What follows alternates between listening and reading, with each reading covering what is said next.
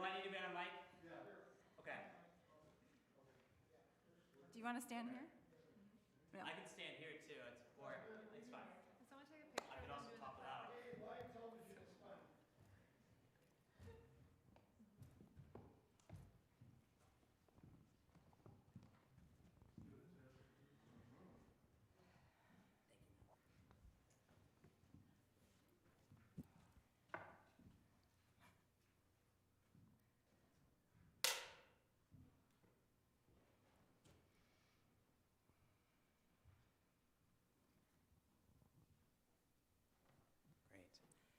Welcome.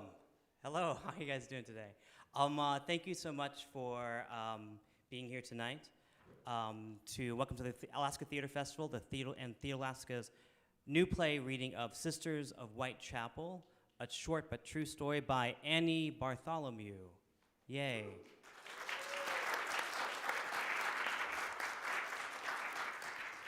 Theater Alaska acknowledges that our festival includes performances on the traditional lands of the Akwaan. We would also like to recognize the Takukwaan to the south, Gunalshish. Theater Alaska brings vibrant theatrical events directly into community spaces. We are a theater for all and create accessibility to the arts through equity and inclusion. Please check out the rest of the festival, which includes the Neighborhood Cabaret, classes in Alexander Technique and Clown, and a new play reading of Frank Henry Katas's Once Upon a Tide next Monday at 6 p.m. here at Resurrection Lutheran Church. Frank Katas is in the audience too, so yeah, recognize him. Reservations for these programs are available on our website at www.theateralaska.org. We'd also like to thank the Juneau Arts and Humanities Council, Alaska State Council on the Arts, Alaska Historical Society, and the Rasmussen Foundation for the support of Annie's work, and KTOO for their media sponsorship of the festival. Also, would like to just recognize the crew. Jared Campbell is the director, Keith Giles is sound engineer, David Brabaugh is the camera operator, as well as Adam Garner. Thank you very much. Please note that Sisters of Whitechapel is still in development. The artists are presenting the first half of the piece tonight, and the second half of the piece is still under construction. So after the reading, actually tonight, they will be presenting 3 additional songs from the second half of the show. And then after that, there will be a short talk back where the writer, Annie, and the director, Heidi Handelsman, have a few questions for you. Thank you so much for being here tonight. Sisters of Whitechapel.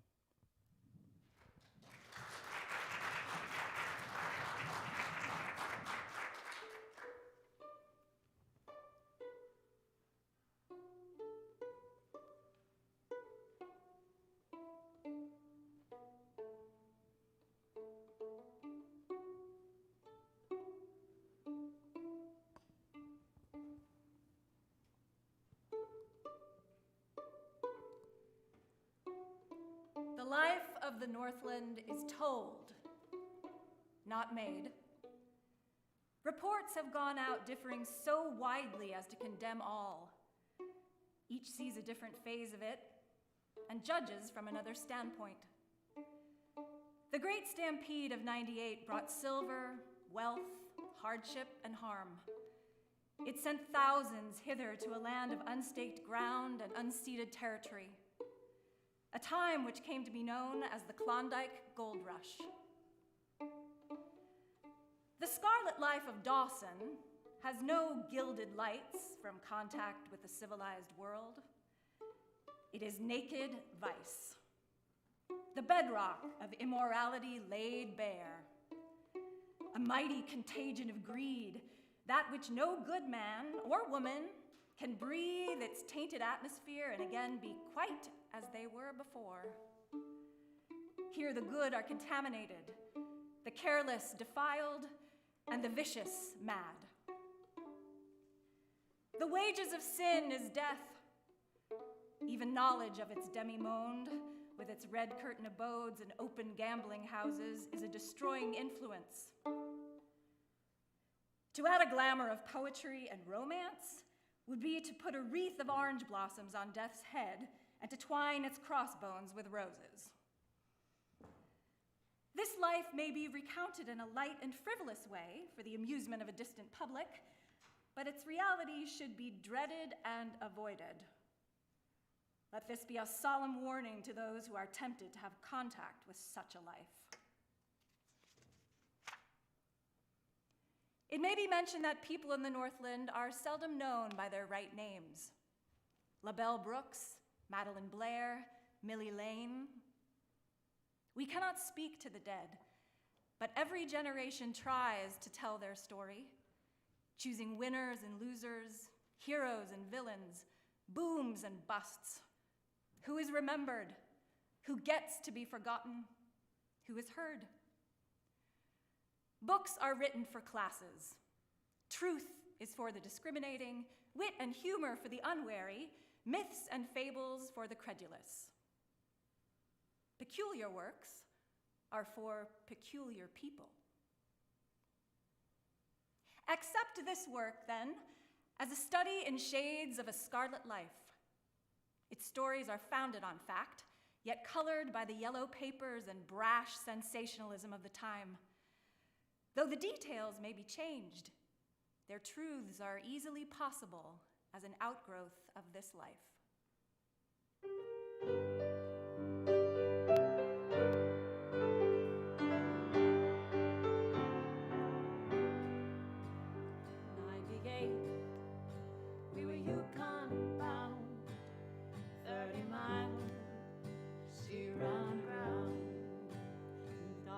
City, no work to be found, only trouble and gold by the pound.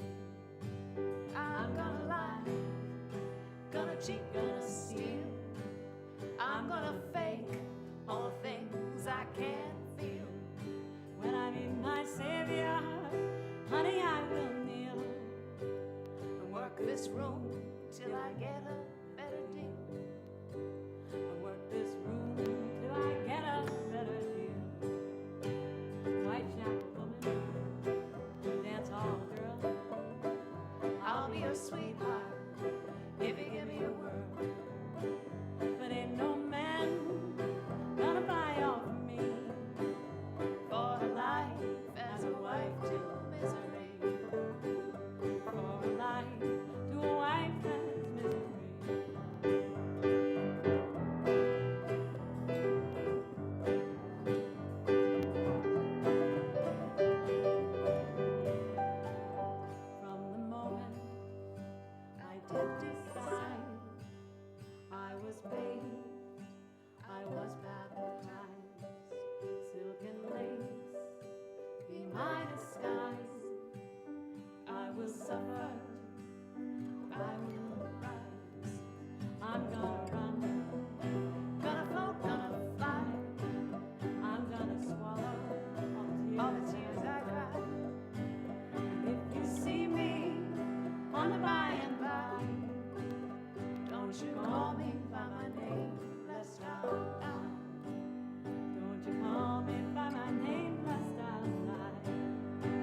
Whitechapel woman, dance hall girl, I'll be your sweetheart if you give me a whirl.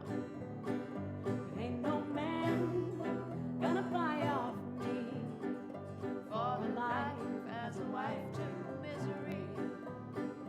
For a life as a wife to misery.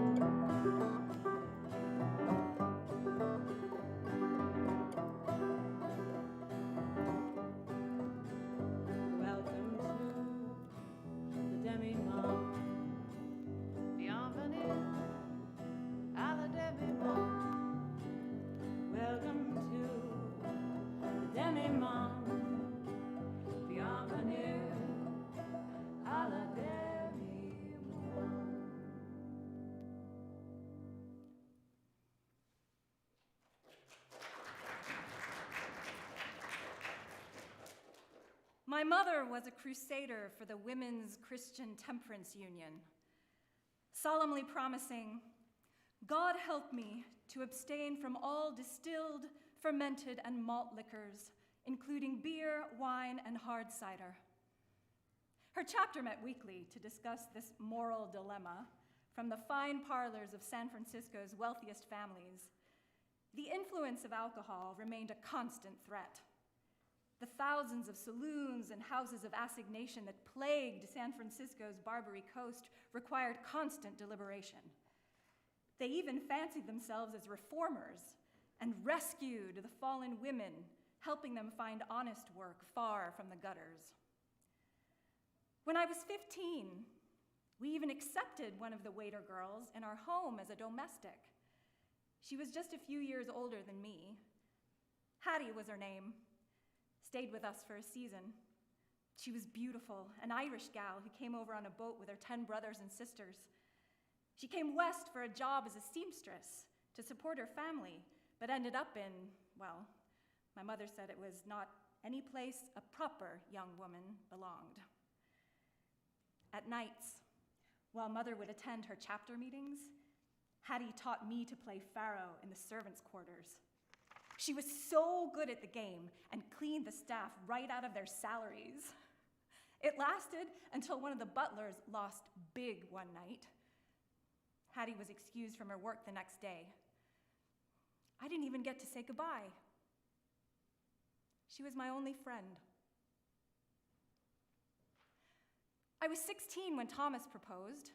Well, my father suggested the proposal first.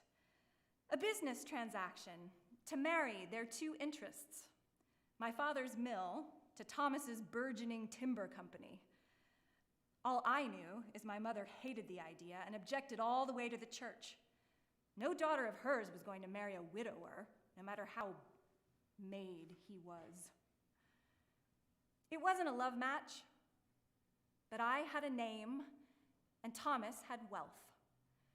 My father's company never recovered from the panic of 1893, and he was eager to marry me off before my mother had a chance to present me in all the frills and fashions to the San Francisco elite. Thomas lost his wife that spring before, and my father, ever the investor, negotiated terms of our marriage and their business dealings. Women were scarcer on the West Coast, and good families even more so. There weren't things for women to do like there is nowadays. You got married, or became a spinster, or went to hell. And I did what was expected. Thomas wasn't a mean man. He wasn't around much at all. His work visiting lumber camps kept him away. What was necessary, he said. He was so quiet. I was always having to pull the words and sentences out of him like he was withholding a part of himself. But I had anything I wanted. Horses, Parisian lingerie, lessons on the banjo. The most extravagant purchases couldn't upset the man or bring him to acknowledge me. He was still heartbroken over his first wife, Margaret. They had a child together, a son. But the baby was gone after 2 months, and she fell ill soon after. Laudanum is what they whispered. I would always beg Thomas to take me along on a trip anywhere. Please, just let me come this once. He assured me that Oregon was no place for a woman, but I couldn't stand to be alone, trapped in yet another fine house. When I threatened to throw myself in front of his carriage, he took me with him, but only if I promised to be quiet. That journey, we traveled farther north than I'd ever been. I was hopelessly unprepared, as Thomas had warned me, but there was much beauty in the countryside. The outpouring of life and the sounds and wilderness. We grew closer, Thomas and I, traveling up and down the coast until he sent me home to San Francisco. I was sure it was the beginning of something, a small romance or love, or just a respect for each other. But Thomas didn't come home in June like he was supposed to. I waited by our picture window, counting the ships coming into the harbor and marking the days since his expected return. The panic crept in, slowly at first. Could he have left me for another woman? Could he have extended his trip to avoid me? Could a tree have fallen on him? Was he dead? Finally, I saw a carriage on the horizon. I pulled up the hem of my silk taffeta dress and flitted down the stairwell. Thank God he's coming home. But when I reached the doorway to welcome him home, he didn't come out of the cab. The driver yelled to our stable boy for help, and they pulled him from the coach by his arms and legs. "Call a doctor," the driver shouted while they carried his lifeless body in haste, brushing corners and hitting end tables before he collapsed into bed. I sent the chambermaid for a cool rag and placed it on his brow, which was glistening with sweat. He was shaking and shivering, and I'd never seen him so weak. In his breast pocket, I found a letter composed in his secretary's hand. "My dearest Mildred, if you're reading this, I'm afraid my time is nigh. I've written to my brother in Philadelphia. He will travel to San Francisco upon my death. I've left him my estate upon the condition of taking your hand in marriage. I know Henry isn't what you imagine for a husband, but he has a good heart and will take care of you. I'm sorry I wasn't better to you, but now I'll be with Margaret. Yours, Thomas." He was gone before morning. Pneumonia, the doctor said. I held his hand as his breathing became shallow and croup, watching the color drain from his skin, rereading his last words. I had only met Thomas's brother Henry once at our wedding. He was older and a jolly man, a bit of a lush, who enjoyed all pleasures of life. Thomas had helped settle some of his past gambling debts and fended off multiple claims from women alleging to have had illegitimate children. He didn't have the business savvy or self-control of Thomas, but he did have wealth, and I could likely maintain the lifestyle I was accustomed to without upset. I suppose it was prudent of Thomas to make preparations for me, but I wouldn't be passed along, and I wouldn't go back to my mother's house. I would find my liberty and my love somewhere else.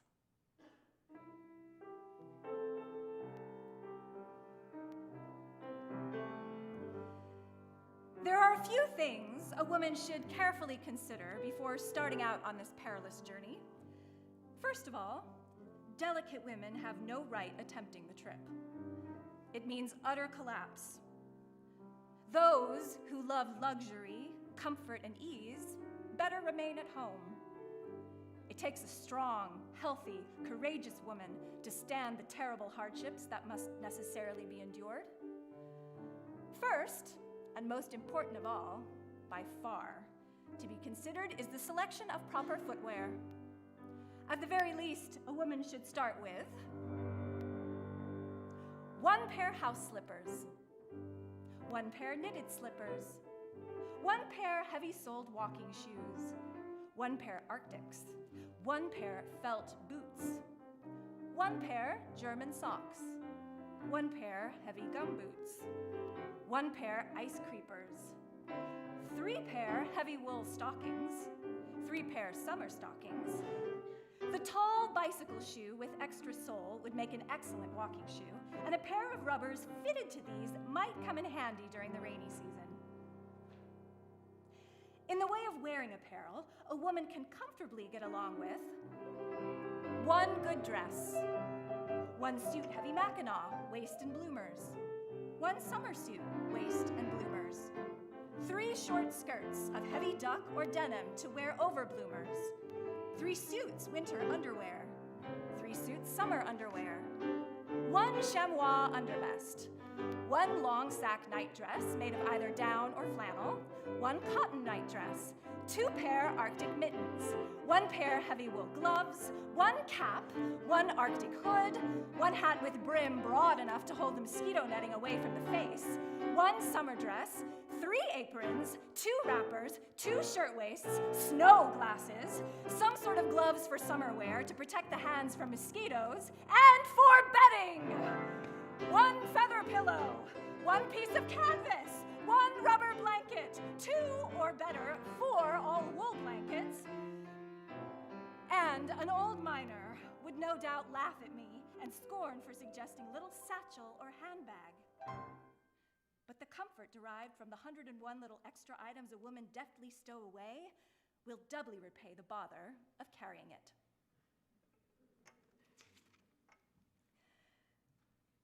A single ton, 2,000 pounds, a year's worth of supplies. That's how much you have to take into the Yukon. But those shifty Seattle outfitters would have you believe that extra provisions were more valuable than gold in the Yukon. I found passage on a decrepit but seaworthy old steamer to Alaska, one of the many resurrected into service seemingly overnight when gold was discovered. They packed us in, amongst men. Prospectors, gamblers, dreamers, all together in one boat. She was sold beyond capacity, but all glad to be there. We were crammed in and seasick, but ecstatic to be alive and heading northward from the prying eyes of society. From the port of Seattle, we sailed through the Inside Passage, past icebergs, glaciers, and mountains that tower out of the sea. It was the freshest air I ever breathed. We stopped in the mining town of Juneau for supplies before floating further up Lynn Canal to the tent city of Skagway and Dyea, the foot of the Klondike. There are many routes to Dawson City, over land, over sea, and frozen rivers. For me, it was a choice between the shorter and steeper Chilkoot Trail and the longer but more gradual White Pass.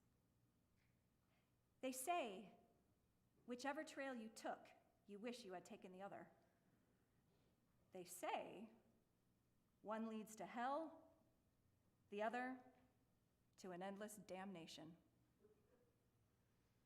But if you had the money, and I did, the White Pass could, in theory, be made with a good horse and a seasoned horsewoman.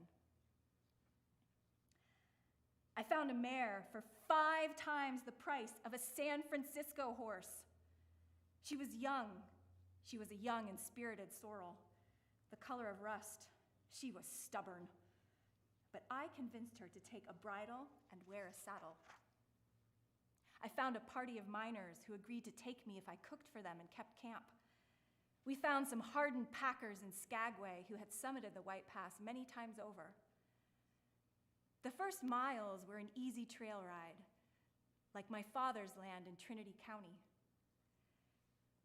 It may have been a horse trail when it was first cut from wooded country, but Captain Moore could not have expected the sheer quantity and inexperience of the men racing for gold.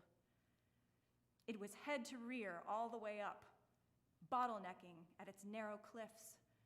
Despite the hazards and unforgiving terrain, the animals were beaten to charge onward. Beasts collapsed under impossible burdens, dying left and right.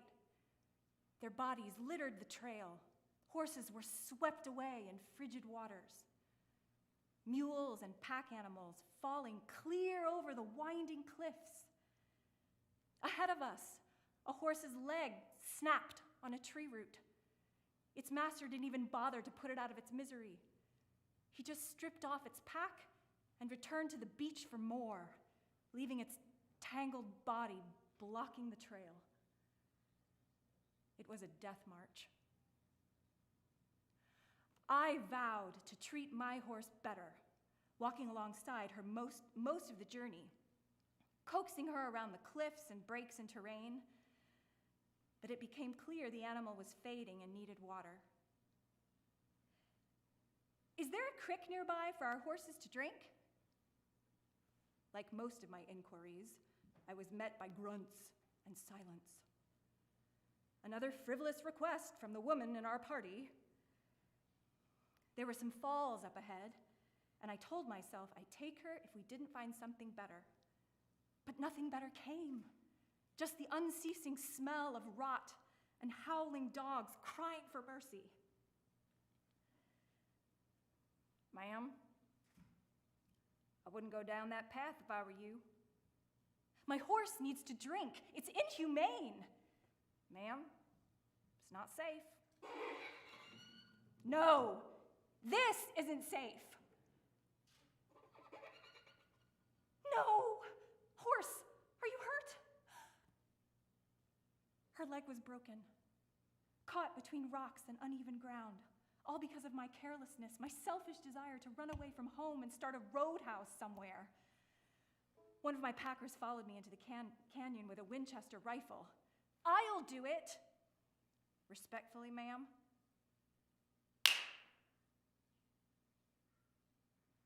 We took the trunk off her and carried it back up the hill. What do you have in here?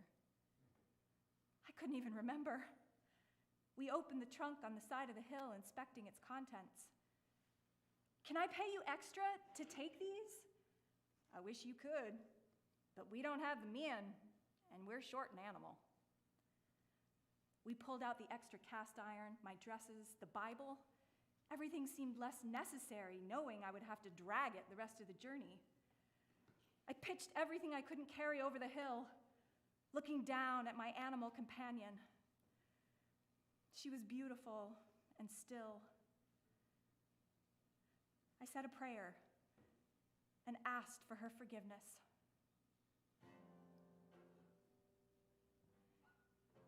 You can't reach the promised land without wandering through the desert. You have to pay the toll in money and blood. We did things that we lived to regret. Men mad for gold, brutal as the rest, one foot after the other, step by wicked step. A trail that would drive a person crazy. Know only cruelty. Make a man forget he was a man.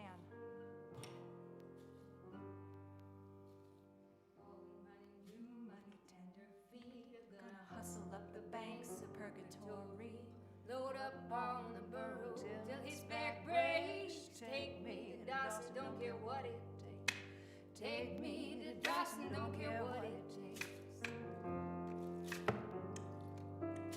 40 miles up the wide path, stake my claim. No creature my whip cannot tame. Four-legged bees gonna pull my sleigh. Take me to Dawson, rest when you're dead. Take me to Dawson, rest when you're dead. Bodies by the dozen, a trail of blood. I use an old axe handle on a patient stud. Horses jump to the canyon, set themselves free. Take me to Dawson, no mercy. Take me to Dawson, no mercy. Now a railroad runs its twisted streams, a nightmare paved in sourdough streams, but they can't forget the brutal tale of men who lost their souls on the dead horse trail. I lost my soul on the dead horse trail.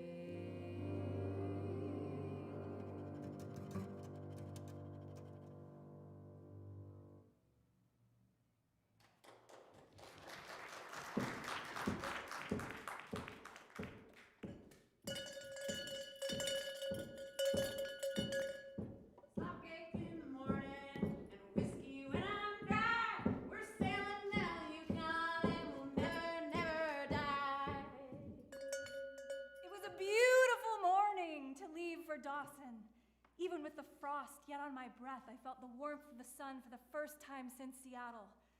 Spring cast a yellow glow atop the spruce trees, cutting against clear blue skies. Breakfast! It's bacon, as promised. Get up! We were wayfaring strangers, scattered in our canvas tents along the shores of Lake Bennett, all racing to put our boats in the water and float down the mighty Yukon. Bennett was the end of the road, where the White Pass and Chilkoot trails convene, where the wheelin' and dealin' and griftin' only continued. There was a shortage of wood and scarcity of boat building experience, but I attached myself to some packers that seemed reputable and of good character. My men spent extra time loading and unloading our birch tree boat, more a raft, yet it was our chariot to deliver us onward to Dawson. I'd hired a handful of men to build it in just 3 days, small, yet wide enough for myself, 2 men, and our supplies. It seemed a bit unstable, but not unlike the others on the water. My guides, Kelly and Joseph, had already made the trip last season, and I was eager to set out that morning. 1, 2,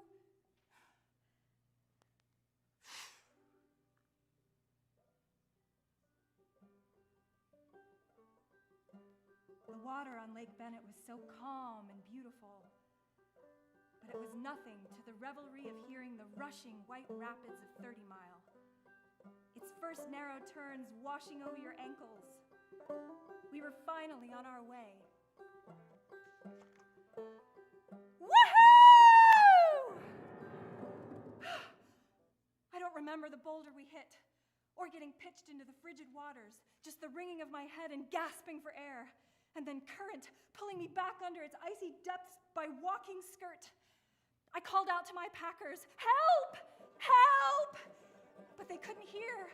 "Where are you? Someone help!" They were lost to the Yukon, like the thin birch logs drifting away downstream. My outfit! My money!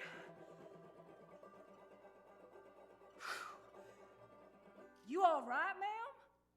Pardon me, sir. Miss, did you see my partner Kelly out there? What? Kelly! Kelly! Kelly.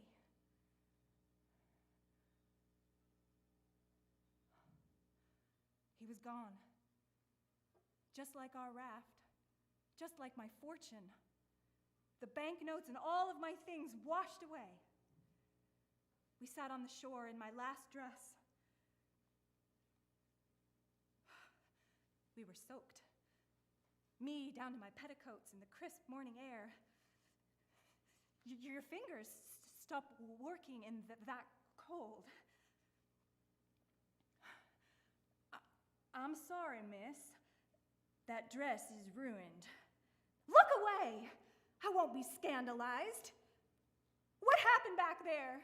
You told me you traveled this river. Well, I did.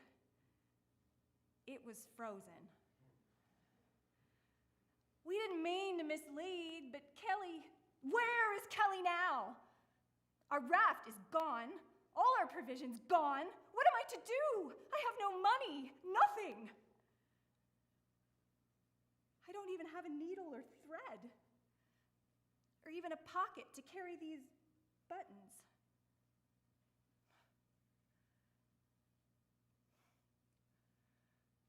Will you hold these? We sat on those banks, stranded, waiting for our fortunes to improve. Somehow Joseph had the fortitude to build a fire. Miss Lane, can I ask you something?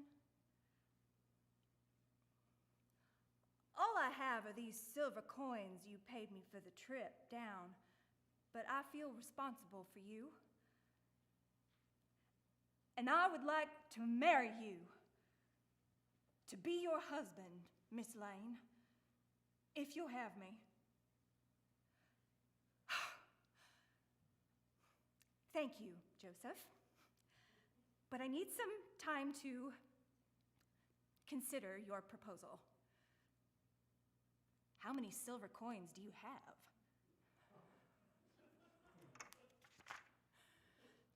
It wasn't much longer before our rescue party came, a posse of miners and their wives whom I'd met the night before. These women had questioned my intentions in the Yukon, the source of my wealth, even my cooking, but they forgot all the coldness of before when they saw us on that riverbank. The company shared all they had with us, clothing, food, and delivered us all the way to Dawson. The wives even mended what was left of my dress. Kelly's body never appeared, and neither did our provisions. Sometimes that just happens in this country, and you do what you must to survive.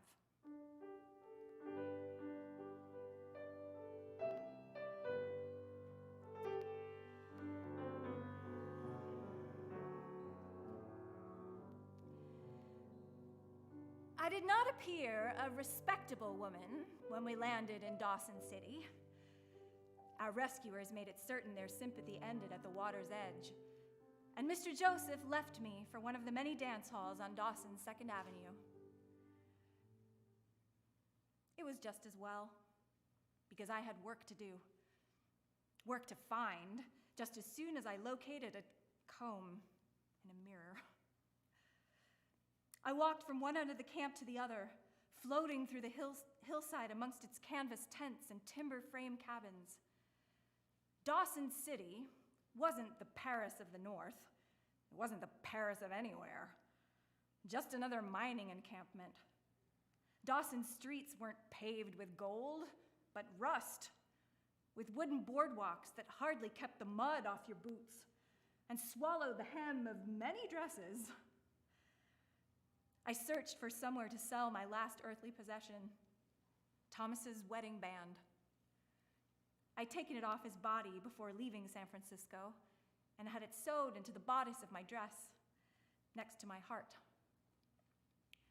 He would have wanted me to sell it, to be taken care of.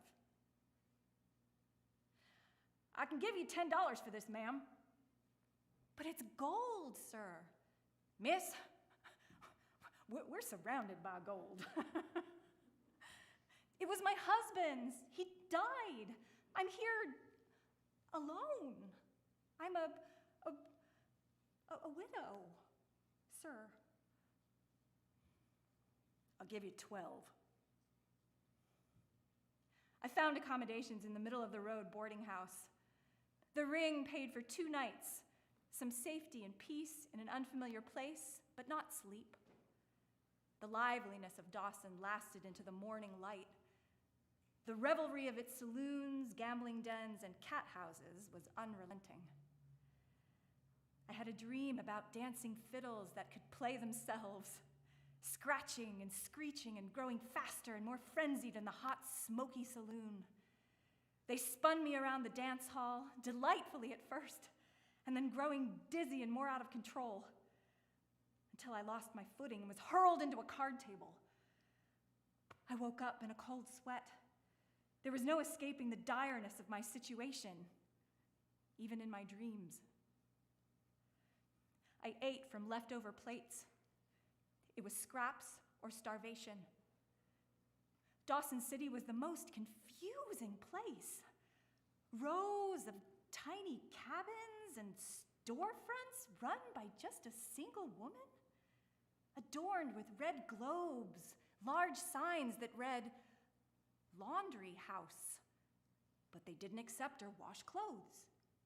A cigar shop with few cigars to sell, and candle stores that I assume were more in the business of wetting wicks. The cost of living in Dawson City was just too high, and my money had run out. It seemed the only opportunities open to women were beyond the pale. Despite my bedraggled appearance, I still attracted the sympathies of men. Some more proposals, and multiple offers to serve in a man's house. But I turned them all down, for I knew what that meant. For a woman to accept favor of men under such circumstances is often to place herself under obligations that imply sacrifice in other directions. The men of Yukon weren't looking for wives. They were looking for free labor, comfort, mothering. And I was still holding out for my Klondike king. On my third day, penniless, I wandered onto a hill overlooking the river and this mining town I'd given everything to reach. It was a good plan. Come north, establish a roadhouse on El Dorado Creek, make my own way. Was it too much for a woman to want? Was this punishment for my sin, for running away? For leaving my mother's house? Was I to suffer while surrounded by so much abundance? How could this river swallow so much? I reviewed my proposals once again from all the bachelors in my head. 3, 5, 12. Though the handsome ones, the kind ones, the good bets had all departed for their mining claims. There were others, but if I married a man, I would become his property, and he would own my business, my children, my wealth. I would be betting on him and tied to his fortune and misfortune. The only route left to me seemed the Primrose Path or the bottom of the Yukon River. I sat on that hill for hours, waiting for the answer to reveal itself. The water was frigid, but at least I could feel something more than the pain in my chest and hunger pangs. I waded into the river to wait until my legs were numb, then perhaps lean back into the rushing water once again. Maybe I would wash up at the foot of some miner's door. Maybe I would drift off to a deep sleep. As my knees were weakening and ready to buckle, my angel appeared. She was wearing long white gloves, holding an outstretched hand. She possessed the softest voice I have ever heard. Are you all right, dear? I could not speak. I fought back tears. Would you like to come with me? She wrapped me in her shawl, her parasol protecting me from the sun and the leering gaze of passers-by. We walked the length of the town's boardwalk, escorting me in silence, arm in arm, like old friends, to a boarding house in Dawson's White Chapel. Do you understand what this life means? Yes, it means food and shelter. It means more than that, my dear. But we must take it as we find it and make the best of it.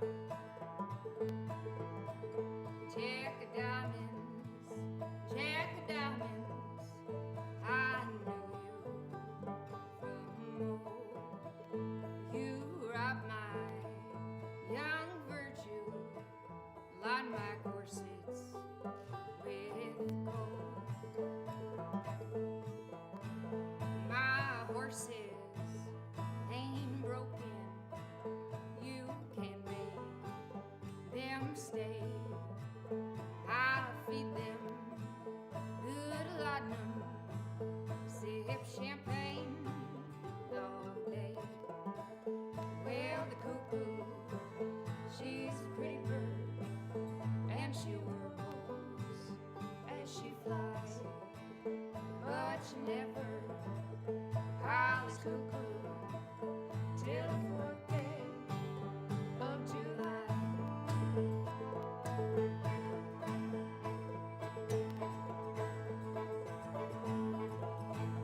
Gonna build me a log cabin on a mountain so high, so I can see Soapy in his pine box riding by. Oh, sometimes I wonder how women can love men, and sometimes I wonder why they come back again. Well, the cuckoo, she's a pretty bird, and she warbles as she flies, but she never hollers cuckoo till the 4th day of July.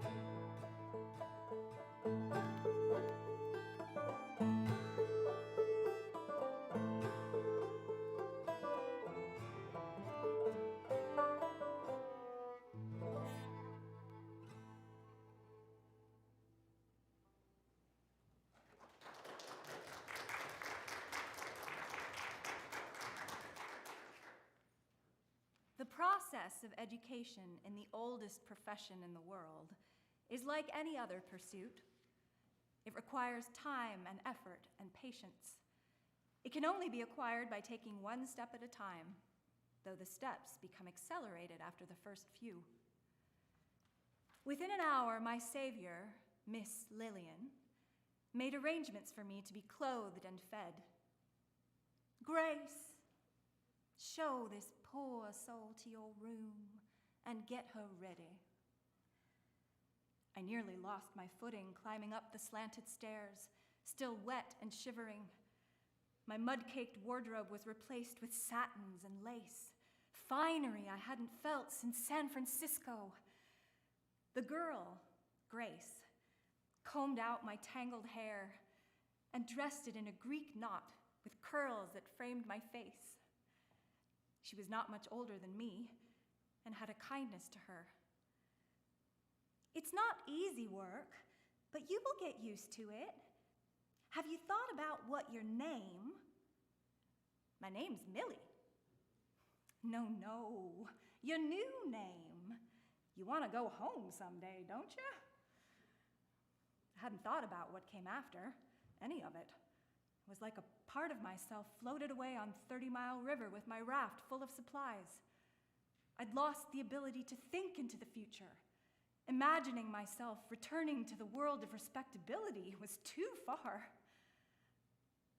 What do women go by around here? Oh, you know, names that draw men in. You should choose a lucky name, like Hazel or Mamie. How about Marie? Ooh, that one's taken. There's Montreal Marie, French Camille, lots of French girls in this line of work, or assuming to be French, whatever gets the customers. Maybe Morgan. Ooh, you could be Morgan Ann, Miss Morgan Ann. You're nearly there. Grace led me to my quarters, a 4-by-10-foot room with a half bed in the corner. Miss Lillian lets us decorate the walls with whatever wallpaper we want, and you can even get an allowance to buy clothes when you start turning a profit. You are young now, men will swarm about you, but if you learn how to please them, well, how can I please them? It lies with you whether they show you much consideration or not. It is in your power to make them do so. There now. It isn't so bad here. You'll learn. I could have fallen into worse hands. A house of ill fame was still tears above the lives of many of the Yukon's fallen angels. The lost souls carrying carpets on their backs, turning tricks in the muddy alleyways of Dawson's darkest corners were a reminder of that. There was only one way to get through it: to just endure, survive each moment, night after night, trick after trick, man after man. Most of the girls slept all day, but I lay there still awake with my eyes closed, the light of day pouring through the cracks in the wall. My body ached, and insides burnt with discomfort. And, my God, the smells! There was no requisite washing for clientele. Fellas fresh down from their claims on El Dorado Creek and the reeking of spirits from Dawson saloons. They were whiskered, dirty, but their money and gold dust was as good as anyone's. Every girl who has any sense of decency or refinement goes through much the same experience as mine. No woman is plunged suddenly from a life of virtue into a life of prostitution. For whatever may have been the contributory causes, each girl who enters a house has gone through a period of moral attrition before she takes this seemingly fatal step. I learned the trade, how to charm them, how to flaunt my best assets, draw them in, feign passion and noises of pleasure. It amazes me still, their craving for intimacy, someone to listen and hold them, sympathize with them, and an audience for their deepest secrets and observations. In another life, they could have been my suitors in San Francisco, these poor boys so far from home. After a while, I even believed myself. A soft hand on the shoulder and a kind word. These men were so lonely and longed for the touch of a woman, any woman. And I learned how to tell a good story.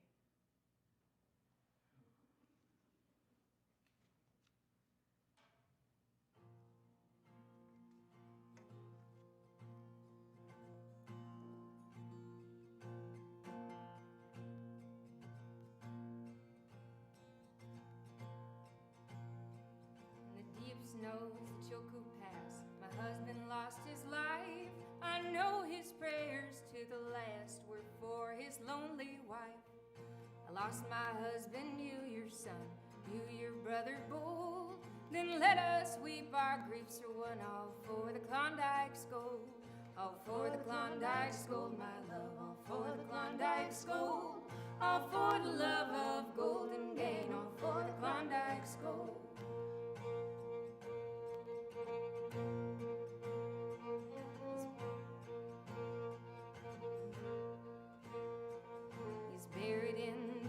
Sand beneath its angry wave, no headstone in that dismal land does mark his lonely grave. You lost your husband, I my son, you your brother bold. Then let us weep our griefs for one, all for the Klondike Gold. All for the Klondike Gold, my love, all for the Klondike Gold. All for the love of golden gain, all for the Klondike Gold.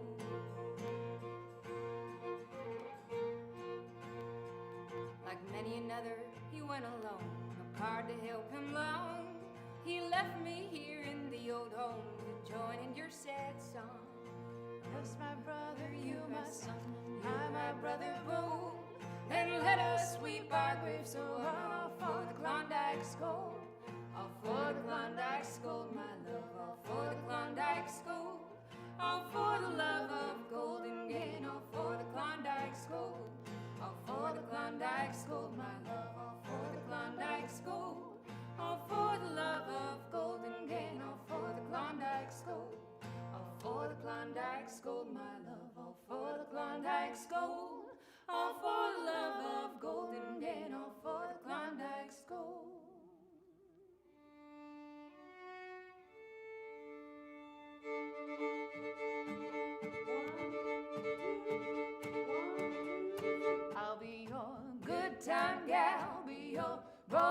queen carpet on my back.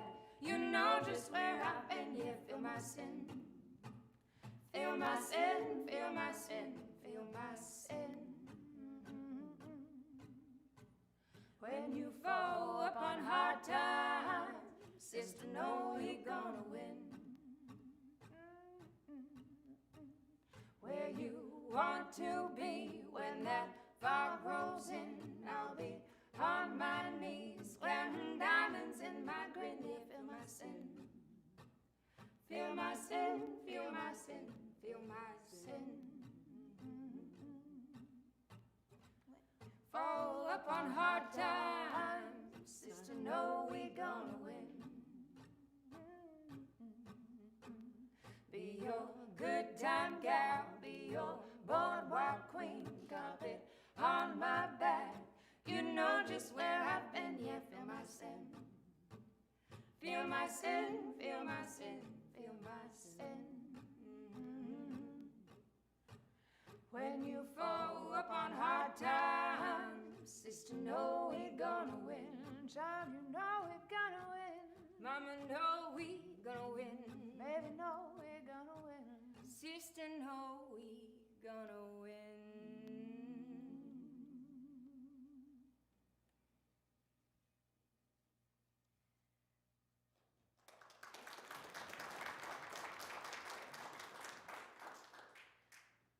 I didn't remain horizontally employed for very long, just enough to pay my debts to Miss Lillian. Though my customers left satisfied, I simply was not the most profitable investment. I couldn't keep up with the other girls. Miss Lillian couldn't afford to keep a charity case in her establishment while there were fresh faces waiting to join her. Despite their faces, young girls just entering the business aren't of much value commercially, either to themselves or to the house. The elements of success in this business do not differ from the elements of success in any other. Customers will no more buy from an indifferent, reluctant, or contentious woman than they would buy from a merchant of the same sort. They expect the same willing, responsive service from the woman whose body they have bought as they do from the waitress who serves their dinner. The gentlemen callers shared a persistent habit of asking a girl all about her private life. The fact that they had never seen her before, and may never see her again, made not the faintest difference. They expected her story as one of the many privileges that was included in the price paid for entertainment. To be taken into her confidence and disclose the truth about her right name, her fall from grace, and to perform the trauma and tragedy that led them along the primrose path. I couldn't believe their constant inquiry. They had only bought my body. I could not see why they should want more.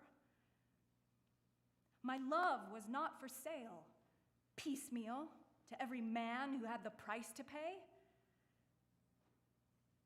Miss Lillian arranged housing for me as a cabin mate to a Dawson lady of pleasure.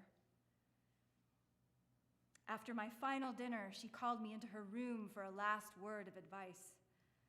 When I tried to express my gratitude for all the kindness that she and the girls had shown me, she cut me short. Take a long look in that mirror and tell me what you see. Sin has left no mark on your face. You have a keen intelligence and the advantage of a good upbringing. Therefore, you have no excuse for a return to this kind of a life. Whenever I hear anyone denounce the women who lead this life, I shall think of the kindness I have met in it, and I shall defend them. No, you must do nothing of the kind. The more one knows of the scarlet life, the more one must denounce it, lest it be suspected that they have a personal motive in defending it. When other women speak of us, assume an attitude of scorn, not only to protect yourself from suspicion, but that you may also feel it for yourself and have no temptation to return. Do not remember any small kindness that we may have shown you. Remember only the things that have shocked you and outraged your traditions, your sense of decency. The memory will grow dimmer as the years pass, until you will be able to look back upon it as upon the memory of a bad dream. Remember your sufferings at the hands of beasts who are miscalled men. Keep them in view, and you will never again fall into vice.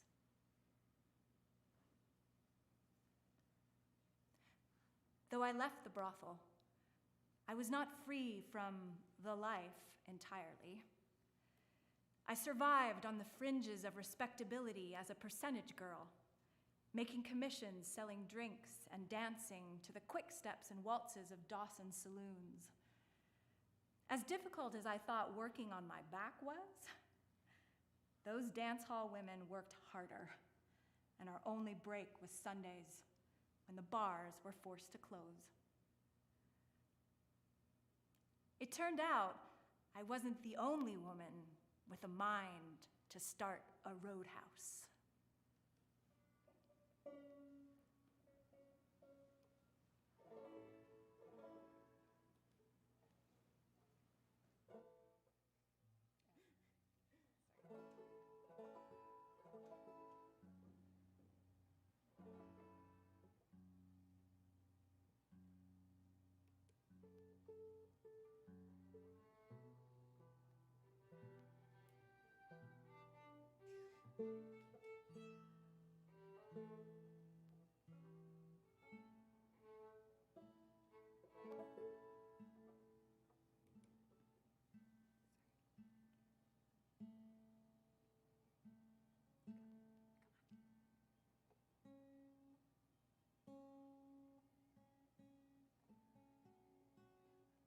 End of play. Yes, that was it. You'll appreciate it. Get going here, sorry.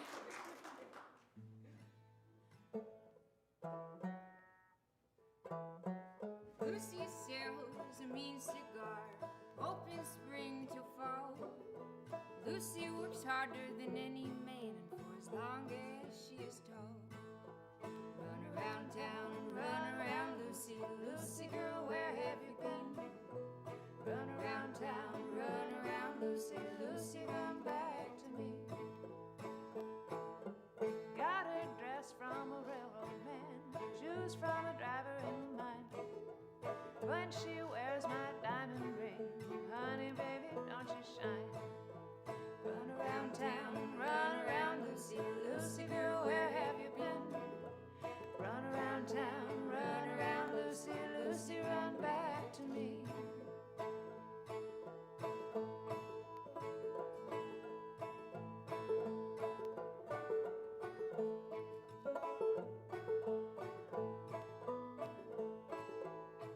Run around town, run around, Lucy, Lucy girl, where have you been? Run around town, run around, Lucy, Lucy, run back to me.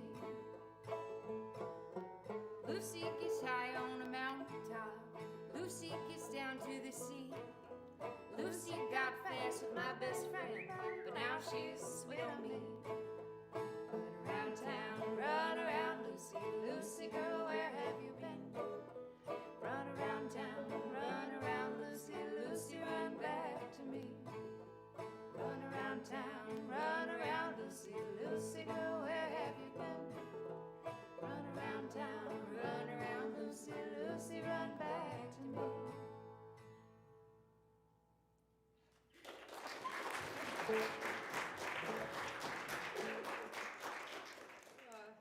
Marion pointed out, was it Marion you pointed out this week that we all learned secondary instruments for this project. So thank you for witnessing this moment for us. We had 2 days to practice. We did great. I'm very proud. So just a couple more tunes, and then we're going to do this talk back. Thanks for being here.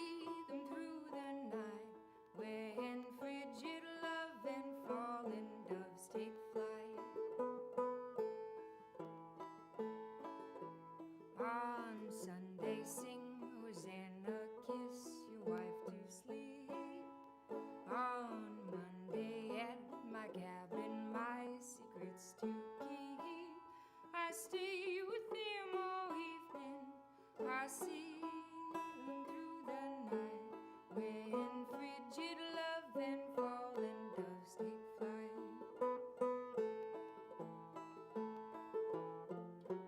They think they can buy my silence. They think, what can money buy? If they tried to sell me back my virtue, I wouldn't waste $1 thinking about the price. Sure as sin, my ship comes in, rolling up the Yukon. They can knock and they can call, but you know I'll be gone. I'm going to catch a steamer, sure as the morning light, when frigid love and fallen doves take flight.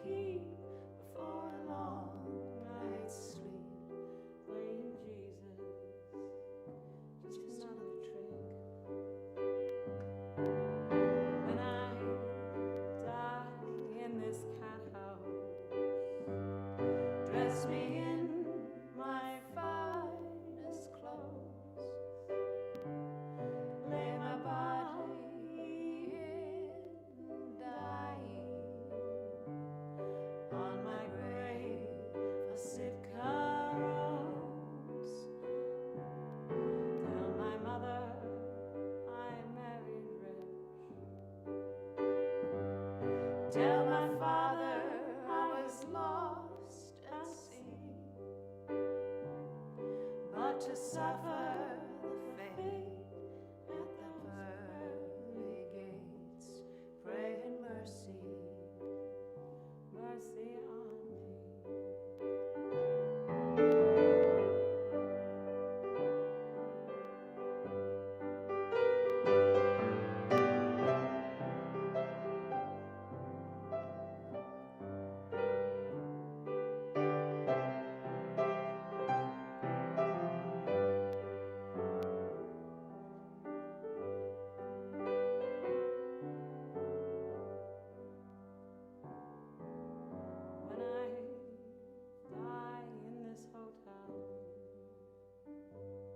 When the last guest leaves for Nome,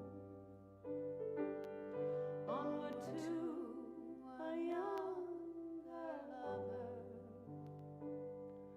northbound they've left to roam. Is this a prison or a palace?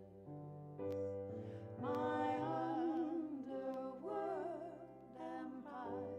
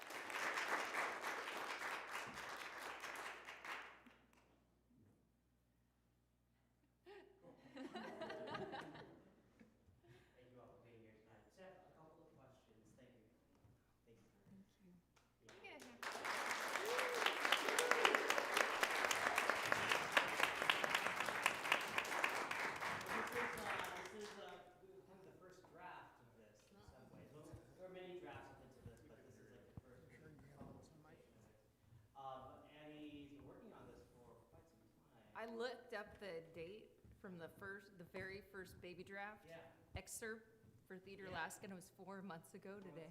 Yeah, she's written a lot of pages actually. It's a really great work. She's part of the Alaska Theater. Theater Alaska is Alaska Writers Workshop. Oh, thank you so much. Oh yes, here's the microphone. And Annie has just 2 questions. We'd love, and I don't know if you have any other additional questions, but two major questions for you as the first people to hear this. Do you think that this is an Alaskan story? Is the first question. So we would love to hear your comments about that. Do you think that this is an Alaskan story? Yes. Okay. And why?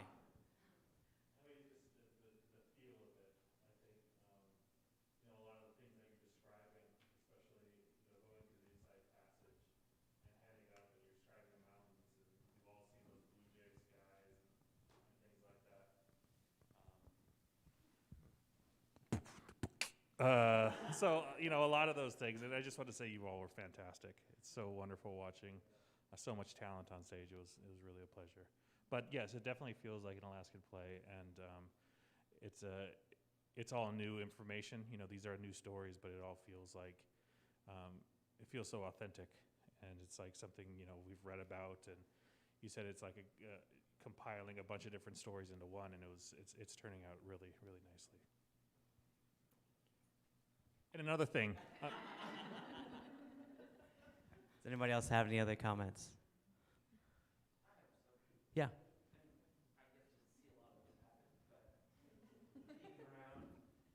Heard them practice a lot last night.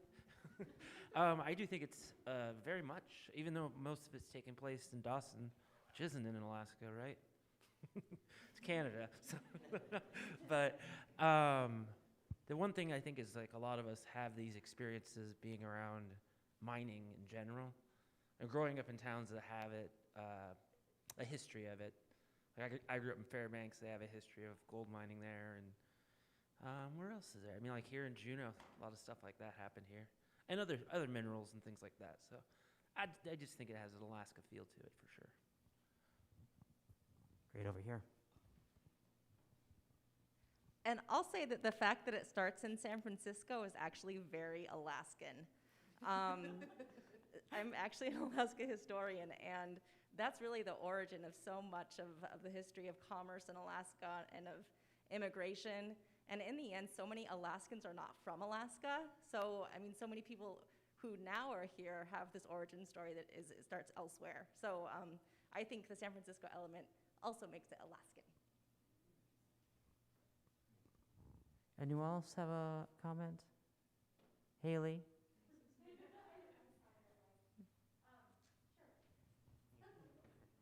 Don't look at me.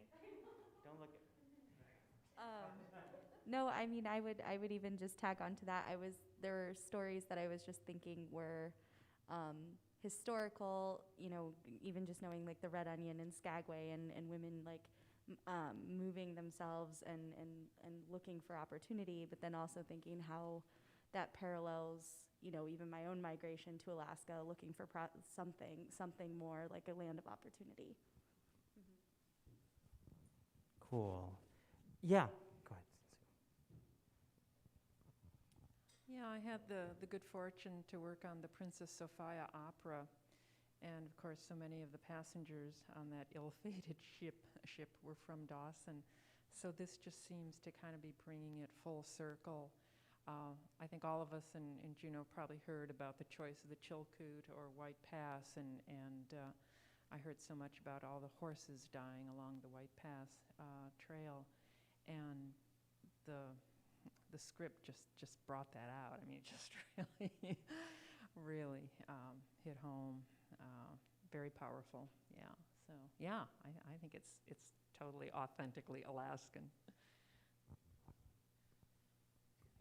And the second question that Annie has is, do you empathize with the main character? It's like, how do you feel about that character? Anyone? Yes, I've seen heads nodding. Any comments that you have with that too? Yeah. I'm lucky I got to hear it twice. I'm not sure I heard it. But I am interested in this, and we're in a time period, thankfully, of unearthing more voices that have been less heard in the past, and a lot of people are interested in women's perspective on history right now. But this is a particular situation that multitudes of women all through history have been in, and getting first-person accounts, like the research Annie's done has been amazing as far as like first-person accounts, interviews with children, like finding really hard to find information about a life that tons and tons of women lived, and actually hearing not just like the voices of women, which are underrepresented, but hearing the voices of the women who never got to speak in a society, at least not if they were saying anything besides how vile this was. This lets the character have a complicated relationship with everything happening, complicated relationship with the first husband, complicated relationship with the people who brought her there, complicated relationship with the minors and the resources, and a complicated relationship with the life. Like, all of those things are not things we get to hear very often, either about sex work or about, women in the frontier, about gold rushes themselves and resource races, so. Cool, thank you. Anyone else? Great. Well, do you have any other questions, Annie? No? Well, You guys know where to find me. I live in Juneau. you live in Fred Meyer, perfect. Fred Meyer, IGA, perhaps the Triangle here in sometimes. Thank you so much for being here tonight. Really appreciate your coming down. And on such a nice day, too. So thank you very much. Have a good evening.